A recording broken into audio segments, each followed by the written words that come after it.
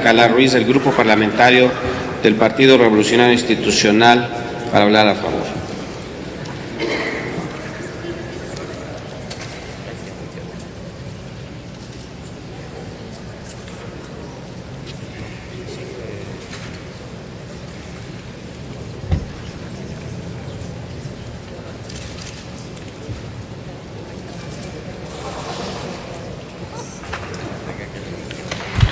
Con su venia, señor presidente. Vengo en nombre del Grupo Parlamentario del Partido Revolucionario Institucional y del Partido Verde Ecologista a ratificar el voto en favor del dictamen que nos ocupa. Como aquí se ha expresado por quienes me han antecedido en el uso de la voz de mi partido y del Partido Verde, nosotros sostenemos que se trata de un dictamen responsable, pero sobre todo también de un dictamen realista. Se ha señalado, y lo sostengo, que para poder aprobar lo que nos ocupa, debemos de tener claro lo que está ocurriendo en el contexto internacional, en un mundo en el que es globalizado y en el que no podemos mantenernos ausente de ello. Por supuesto, también revisar con exactitud las distintas variables de carácter económico nacional de las que tampoco podemos ausentarnos. Y también señalar algunos aspectos que me parecen relevantes del dictamen de la ley que nos ocupa. En primer término, y aunque no nos guste, tendríamos que reconocer lo que está ocurriendo en la economía norteamericana, en la economía de China, en la zona euro, variables todas ellas que, si bien en algunos casos pueden resultar favorables para la economía nacional, en otras sin duda también presionan en el precio del petróleo, como aquí también se ha señalado. Y esta es una variable sin duda de la que no podemos nosotros dejar a un lado. En este sentido, nos parece que el replanteamiento que se hizo de bajar el precio del crudo a $79 es sin duda uno de los elementos que nos permite por qué replantear el dictamen que nos ocupa.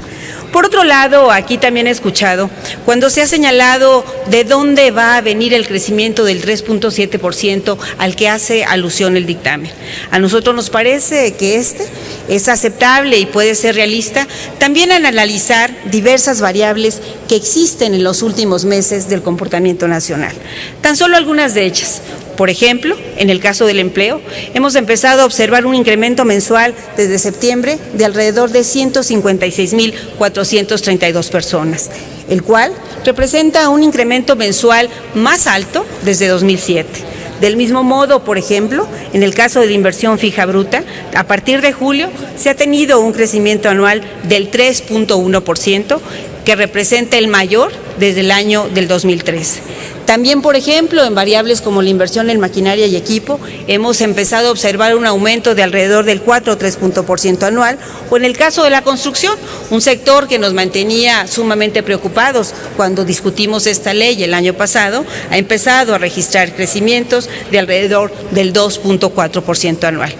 Del mismo modo, podría yo estar señalando otras variables, como es el caso sostenido de las exportaciones o el caso de la industria automotriz, todas ellas que al final del día tienen impactos en el consumo interno y en el índice de confianza del consumidor. Esos indicadores, compañeras y compañeros, sin duda muestran que el país empieza a recuperarse en todo lo que implica el crecimiento económico y que de seguir con esta tendencia podremos lograr el crecimiento del 3.7%, que por cierto, como también aquí se ha señalado, es mucho más conservador de lo que refleja el propio Banco de México o algunos otros indicadores, como lo que implica también el propio estadísticas de Banamex.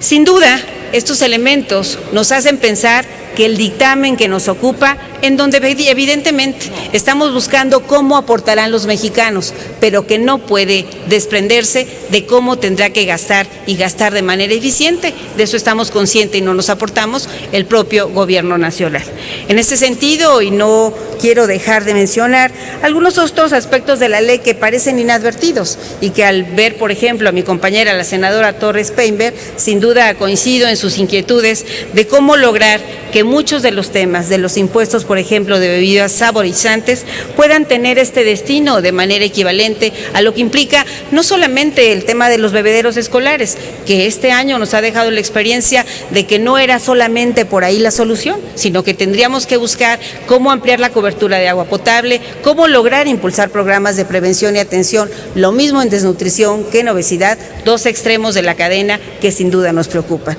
Por supuesto, estamos conscientes que hay muchos elementos de perfeccionar el régimen de incorporación fiscal, perfeccionar el tema cómo se están pagando los impuestos,